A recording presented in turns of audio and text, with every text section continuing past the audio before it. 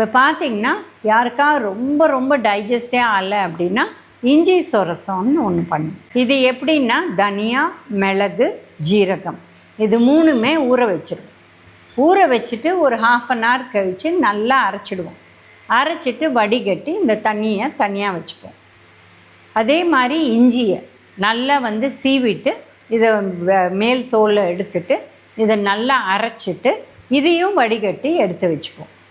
அதுக்கப்புறம் அந்த இஞ்சி தண்ணியை கொஞ்சம் நிற்க வச்சுட்டு இந்த வடிகட்டின அந்த தனியா, மிளகு அந்த ஜூஸில் இந்த இஞ்சி ஜூஸையும் ஊற்றிட்டு கொஞ்சம் உப்பு போட்டு கொஞ்சம் எலுமிச்சம்பழம் புழிஞ்சு கொடுப்பாங்க.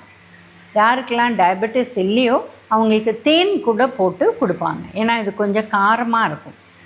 இது மாதிரி அவங்க குடித்தாங்கன்னா அது அந்த வயத்து எது கட்டி உணவு டைஜஸ்ட் ஆகாத இருக்கோ இது இதை தவிர்த்துடும்.